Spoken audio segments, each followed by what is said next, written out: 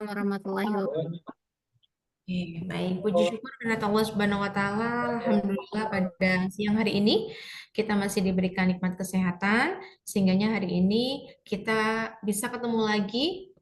Waktu itu bisa kita ketemu offline ya, dan yang sekarang kita online dan pertemuan pertama untuk mata kuliah yang baru di semester 2 ini. Baik, Ibu-ibu, saya Lili Farlihatun. Saya diamanahkan oleh Prodi Sarjana Kebidanan untuk di semester genap ini menjadi koordinator mata kuliah asuhan pada kasus kompleks. Karena ini kebetulan baru pertama kali masuk ya, Bu ya. Jadi saya hanya menjelaskan terkait dengan RPS dan yang satu lagi adalah kita nanti ada project. Karena untuk tahun ajaran 24-25 itu sudah kita diwajibkan tiap mata kuliah ada projectnya. Jadi nanti ada penjelasan apa sih project yang akan kita buat gitu ya. Oke, saya yang pertama ini kita akan menjelaskan terkait dengan RPS-nya terlebih dahulu.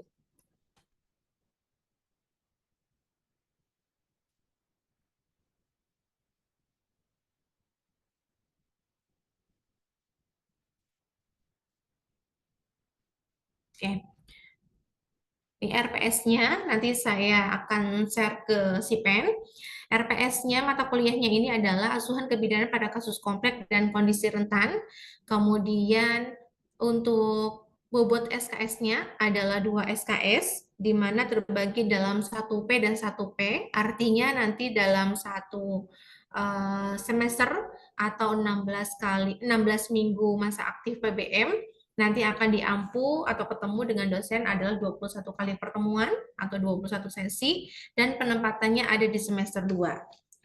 Untuk yang lain-lainnya mungkin ibu-ibu nanti bisa baca sendiri ya. Di sini ada visi misi, kemudian CPL dari prodi, kemudian ada CPMK. Nah, mungkin saya akan lebih kepada materi atau pokok bahasan yang akan disampaikan.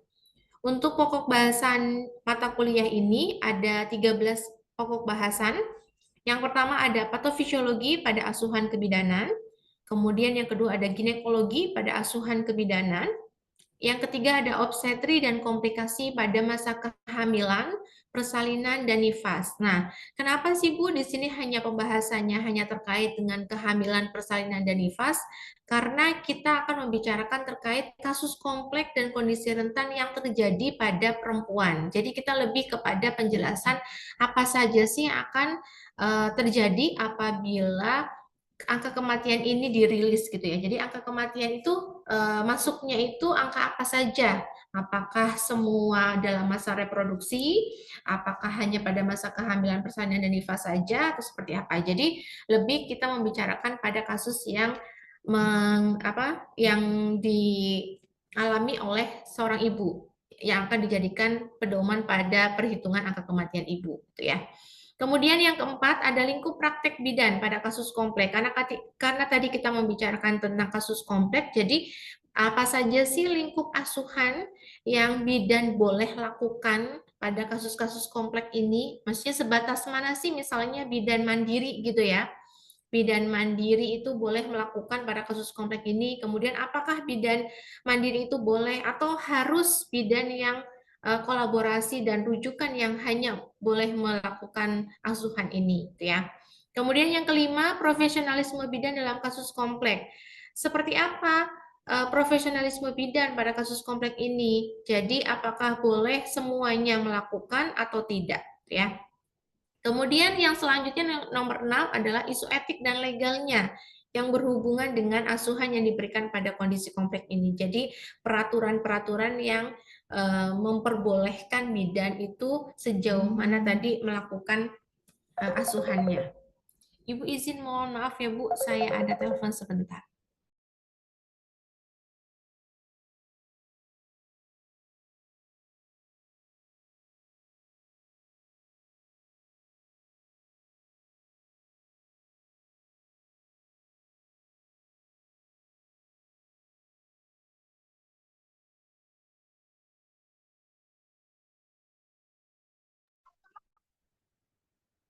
Inspirasi anak-anak lah.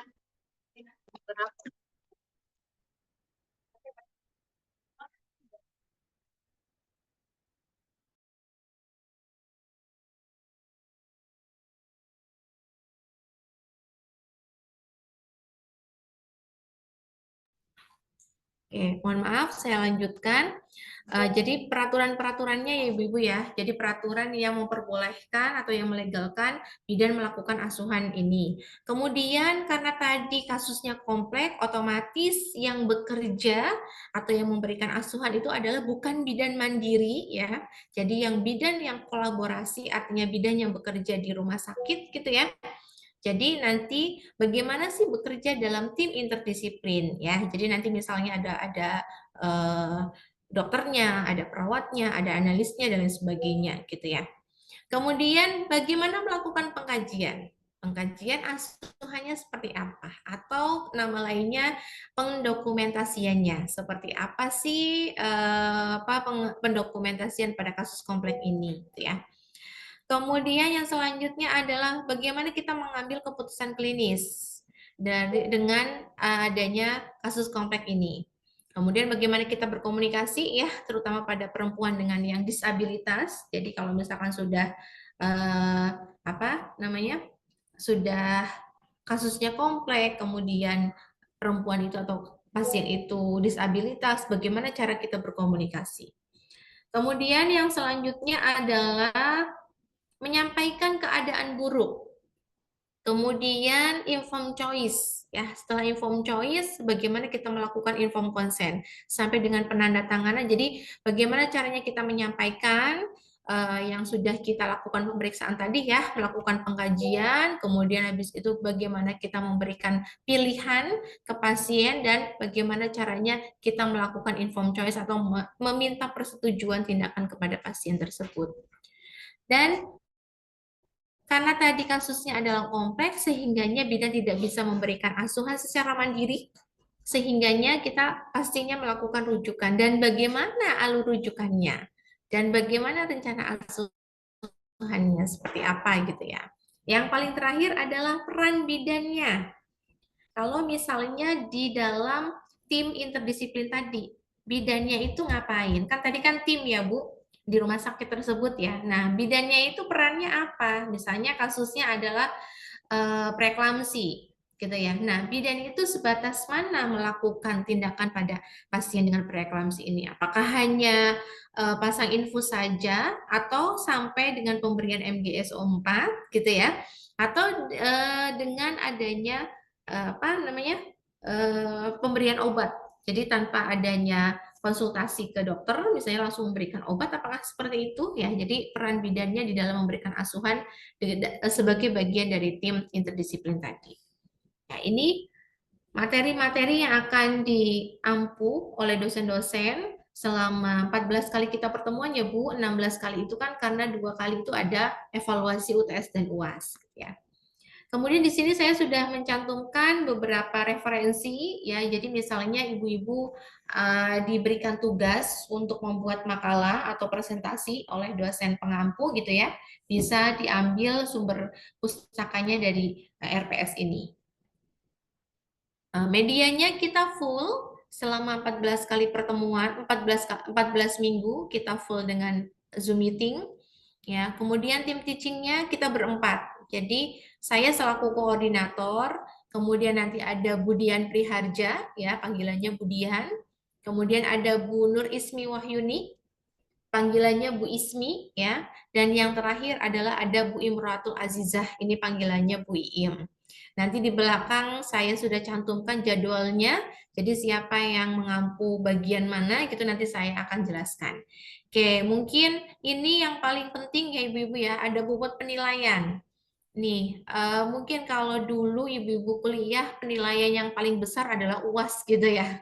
Nah, kalau sekarang itu penilaian paling besar adalah hasil proyek.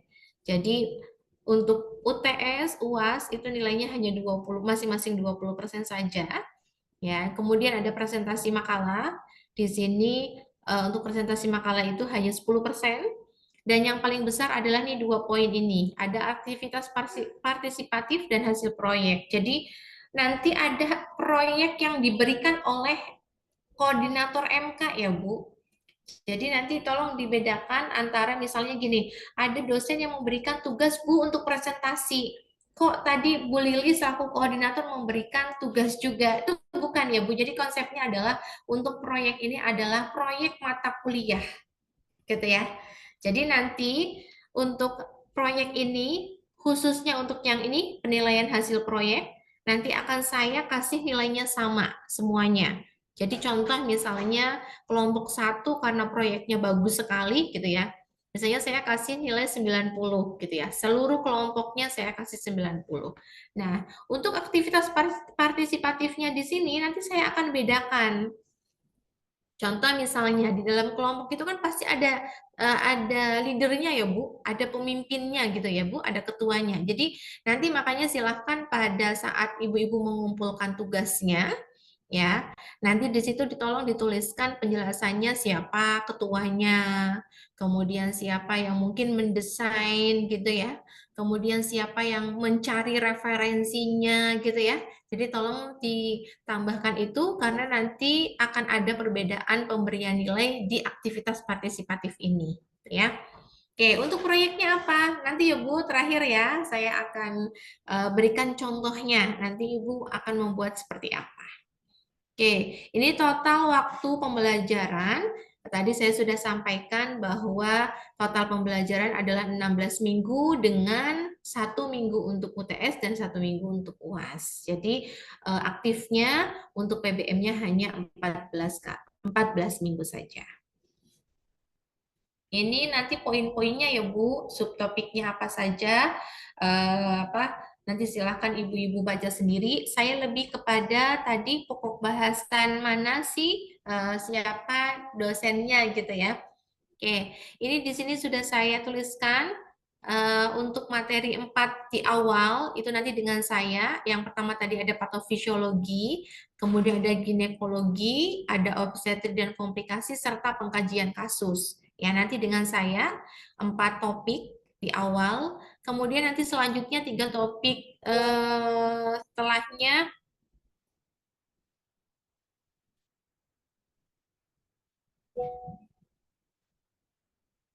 itu ada profesionalisme bidan, kemudian ada komunikasi pada perempuan dan penyampaian keadaan buruk serta informed choice dan informed consent. Jadi nanti dengan Budian dengan 3 topik pembahasan ini.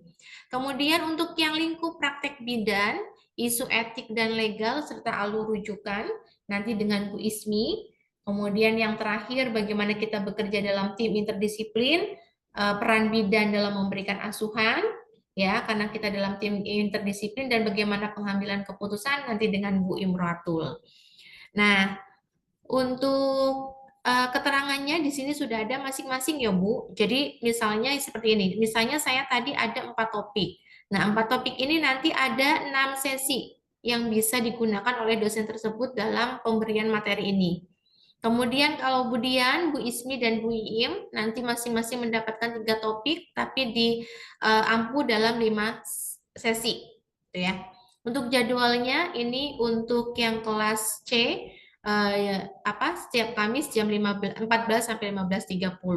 Nah, untuk jamnya atau untuk pemberian materinya sebisa mungkin ini si pennya Bu Lilis ya, si pennya nanti minta tolong berurutan ya, sebisa mungkin berurutan, tapi jika misalnya ada dosen yang berhalangan, contoh misalnya saya sudah 3 topik ini sudah selesai, tapi misalnya di pengkajian saya tidak bisa karena mungkin ada satu hal gitu ya yang tidak bisa masuk, boleh Bu Lilis hubungin yang lain, misalnya Bu Dian atau Bu Ismi atau Bu Iim masuk untuk materi yang selanjutnya boleh, tidak masalah gitu ya.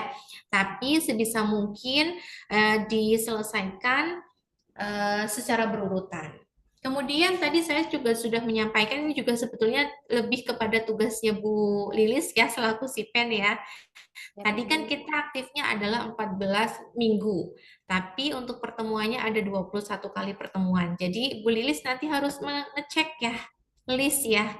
Jadi misalnya saya apakah sudah 6 sesi sudah selesai, kemudian Bu Dian, apakah sudah 5 sesi selesai, kemudian Bu Ismi, ya seperti itu ya. Jadi takutnya nanti di akhir ternyata pertemuannya kurang. Nah, bagaimana pembagiannya Bu Lilis? Pembagiannya adalah karena ini 21 kali pertemuan, jadi silahkan mau sebelum UTS itu 21 sesi, 11 sesi, boleh.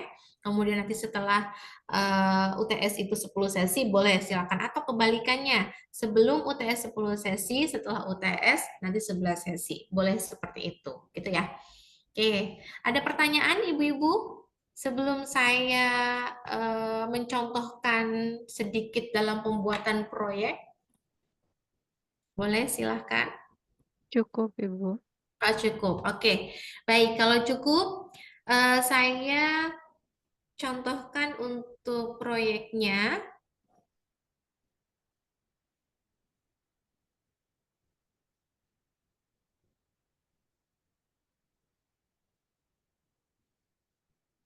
Oke. Di sini proyeknya adalah nanti ibu-ibu membuat video edukasi ya. Nanti silahkan ibu-ibu simak yang saya contohkan ini. Oke, boleh dilihat terlebih dahulu. Disclaimer. Video ini adalah hasil pemikiran kami sendiri dan mengutip referensi dari berbagai sumber. Dan video ini dibuat bertujuan untuk edukasi guna mengingatkan kesadaran ibu-ibu tentang pemeriksaan IVA. Di dalam video ini menjelaskan bagaimana pentingnya pemeriksaan IVA. Kanker serviks adalah kanker terbanyak keempat pada perempuan.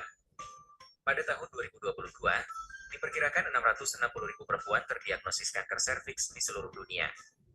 Sekitar 350.000 perempuan meninggal akibat penyakit ini. Hampir semua kanker serviks, 99%, dikaitkan dengan infeksi HPV. Untuk mengetahui perempuan terkena kanker serviks dilakukan screening dengan IVA test.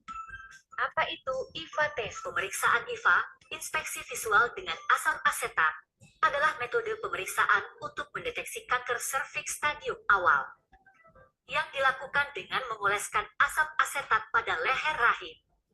Tes IVA, inspeksi visual asam asetat, umumnya dilakukan pada wanita usia 30-59 tahun yang sudah menikah atau pernah berhubungan seksual. Pemeriksaan ini dapat diulang setiap 3-5 tahun. Apakah ada syarat untuk pemeriksaan IVA?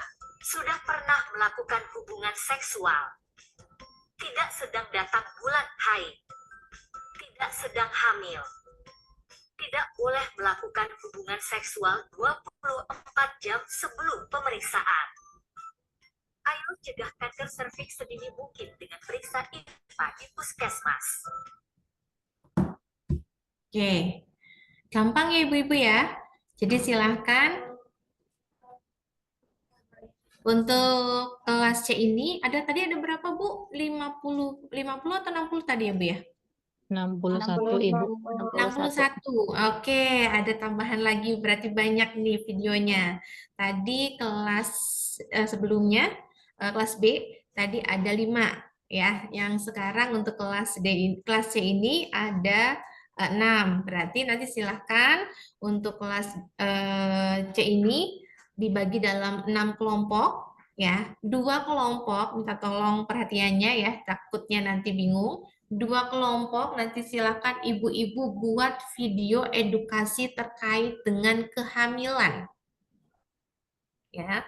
Kemudian 2 kelompok lagi silakan buat video terkait dengan edukasi pada ibu yang akan bersalin. Ya, contoh misalnya untuk mengatasi nyeri, boleh dengan apa misalnya gitu ya. Kemudian untuk dua kelompok terakhir, yaitu silahkan buat video edukasi kaitannya dengan asuhan nifas.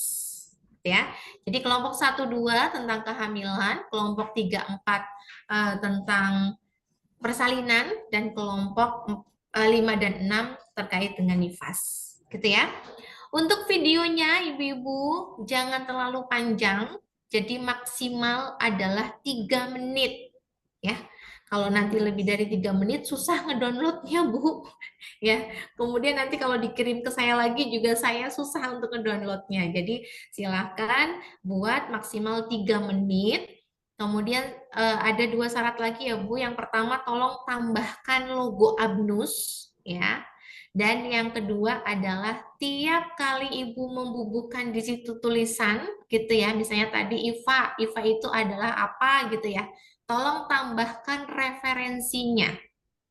Nah, kalau tadi yang buat karena mahasiswa D3 ya Bu, jadi sederhana sekali tanpa ada referensi. Jadi tolong ada referensinya, bukan referensinya di akhir, bukan ya Bu, tapi tiap kali Ibu membuat misalnya pengertian atau tanda gejala gitu ya, silakan tambahkan langsung di situ ada referensinya. Kemudian referensinya juga jangan hanya asal kita cari di Google, misalnya contoh pengertian IFA, kan biasanya keluar ya Bu ya, dari Google gitu ya. Jangan seperti itu, tapi silahkan cari menggunakan jurnal atau buku referensi, gitu ya. Oke, dan satu lagi yang paling penting adalah Bu buatnya menggunakan animasi ya. Jadi bukan menggunakan orang. Kenapa sih Bu? Karena saya melihat ibu-ibu domisilinya adalah jauh-jauh ya. Kelompok satu mungkin 10 orang menurut Ibu sedikit ya bisa ketemuan gitu sambil bukber enggak. Takutnya nanti susah ya karena mungkin ada yang di Serang, ada yang di mana gitu ya jauh-jauh. Jadi silakan hanya menggunakan animasi saja semenarik mungkin.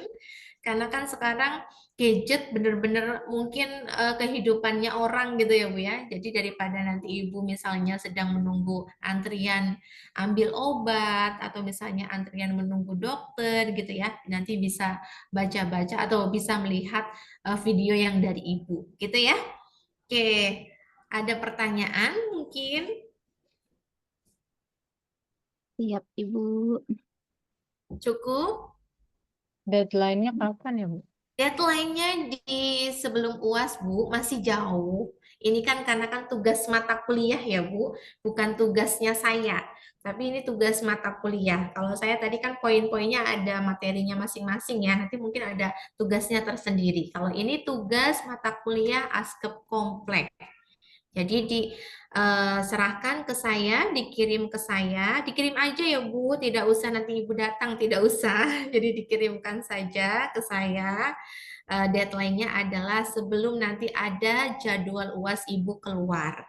Jadi misalnya UAS-nya di tanggal, tadi sudah ada tulisannya, sebentar saya lupa tanggalnya berapa, 12 Mei kalau nggak salah. Oh 7 sampai 12 Juli, maaf.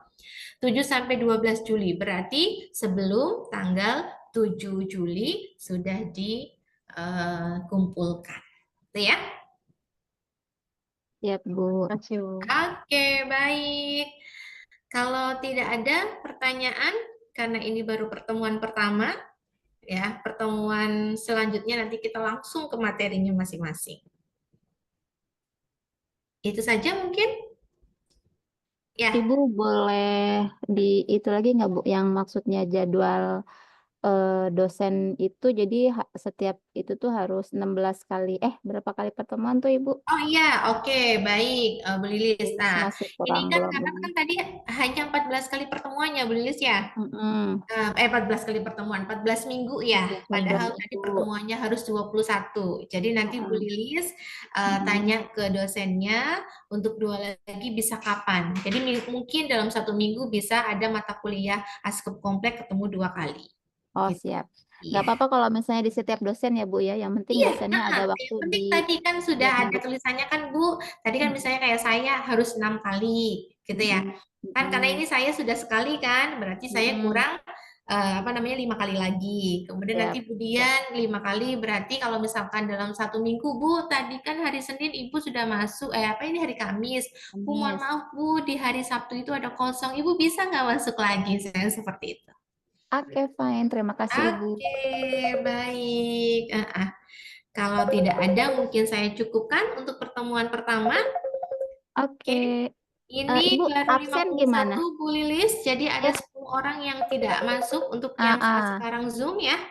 Jadi kita tolong nanti kasih namanya ke saya, siapa saja yang tidak masuk Zoom, nanti saya akan absensikan untuk pertemuan yang pertama ini. Oke. Berarti untuk absen lewat Zoom ini ya, Bu Saya ya. cukupkan. Mohon maaf atas segala kekurangan. Saya akhiri. Wabillahi taufik wal hidayah. Wassalamualaikum warahmatullahi wabarakatuh. Waalaikumsalam warahmatullahi warahmatullahi wabarakatuh. Terima wabarakatuh. kasih, Bu. Sama-sama, Terima kasih, Ibu. Ibu. Iya. Gani, HP. Iya, Mama.